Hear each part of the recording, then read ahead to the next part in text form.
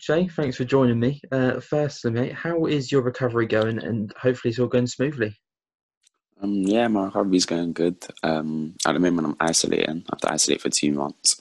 Um, but it's going good. I go hospital, go in like twice a week, Monday and Thursday, to do like blood tests and just to see what my results are. But at the moment, like, my results are a bit jumpy, but that's normal. But yeah, but everything's going fine so far. What was the story behind you finding out about the donor? Do you remember things like where you were and the feeling of being told? Yeah, I was at my apartment in Norwich. I think I was just playing FIFA at home, and my mum called me. This is on the 5th of November. My mum called me and said, "Oh, I got a match," and which I was excited. But she was like, "I'll have to go in to do blood tests, and then the results of that, like if they're positive, then we'll go through on the 14th of December." So I was happy, but I wasn't trying to get my hopes up, like just in case it didn't go well. But yeah, so then I ended up doing my blood test on the 16th of November, and that was a Monday. And yeah, so they said they would get your results on Thursday, but then they asked me to come back in on the Wednesday and just for like a double checkup, like. And then after my results on the Wednesday, I got a call straight away, like as soon as I got home, and then they were like, "Yeah, it's a match, it's gonna go through." So they said it's gonna be done on the 14th. And obviously, as you mentioned there, you had to have your blood tested done. Was there a bit of nerves behind Yeah, that? Obviously, as you mentioned, kind of going into it, you don't yeah, want to get your hopes up too high. yeah. There was like I was just full of mixed emotions. Really, I was happy, I was like, nervous, but I just stayed positive. I just hoped it would go through, and it did. And this was your second transplant, am I right in saying that? But yeah, it is. So, I mean, obviously, kind of, you must have kind of gone through this process before, and you must know it kind of Yeah. quite well. So, again, how did that kind of bode with your feelings? Was there still kind of more nerves around that? Because obviously, the first one, you've had to have the second one. So, what was that like? Yeah. Um, well, I knew for a fact that I would be able to get through it again. That's one thing. So I was like, I was confident that I would be able to go through it and I'll be fine this time and I'll know what I'm doing as I've been through it already. Um, but yeah, I felt a bit more comfortable than the first time. Um, but I had my fingers crossed that it would work this time and I wouldn't need another one in God knows how long. But yeah. And what was the process behind it all in terms of kind of the post-operation after you found that donor? Um, I was in hospital for a week. Yeah, I was in hospital for a week. Then I just got discharged, and then when I got home, obviously I had to isolate. Everyone in my family had to isolate as well. No one was allowed out. No one was allowed to come see me. Um, yeah, and that's it. Everyone just stayed home. At least I had my family around me, so I was fine with that.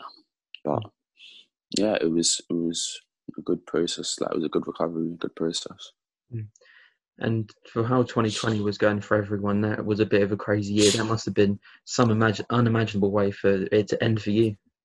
Yeah, it was a very crazy year. Like, especially with COVID as well, I had to push back my me finding out about my transplant about twice because it happens. I think you find out every 4 months, 3 months. So when I was gonna find out, COVID happened, and then they had to push it back, and then it got worse, and they had to push it back again.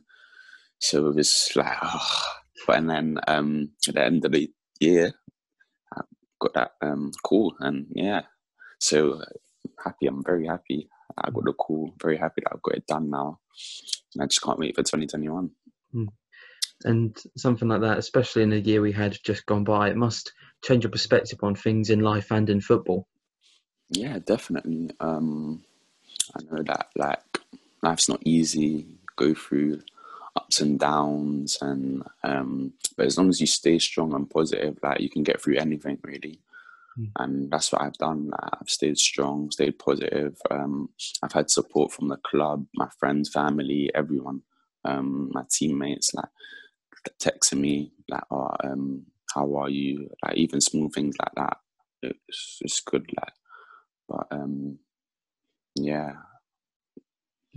And obviously, as you mentioned there, you mentioned that the club have given you some support as well as your teammates. So I imagine you must have heard quite a bit from people like Clive Cook and David Wright potentially.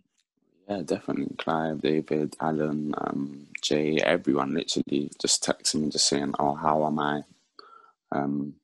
Yeah, Simon, everyone. But yeah, it feels nice that it's nice to get like just a text. Like it's better than nothing at all, really. But yeah, so that's kept me going as well. And obviously, right now, it isn't probably too much of a massive worry, and recovery does come first. But I imagine you must be looking forward to getting back to training, getting that fitness, and hopefully being on the pitch again soon. Yeah, definitely. I wanna like, as soon as I finish this isolation, I wanna get straight back to building myself up, getting ready for the season and getting back on that pitch. And obviously, as you've seen, the 23s are doing quite well already. I believe they're right at the top there of the table. So I imagine by the time you come back, you want to help keep them up there and carry on that Yeah, season. definitely. I'm proud of the boys that they're doing well. Like I was with them for the beginning of the season as well. So, but yeah, everyone's doing well. So I'm happy. I can't wait to get back. Really. And finally, what are your hopes kind of going forward? Not, we mentioned football a bit there, but is that one of many things on your list? Yeah, it is. Of course, football's the main thing. But as like being in isolation as well, I've looked around a bit. Clive set me up with like apprenticeships and just stuff to like that, just stuff to look up on and research up on, and yeah, so just looking to at the moment right now I can't do anything, so I'm just looking at other things. But yeah, that's it really.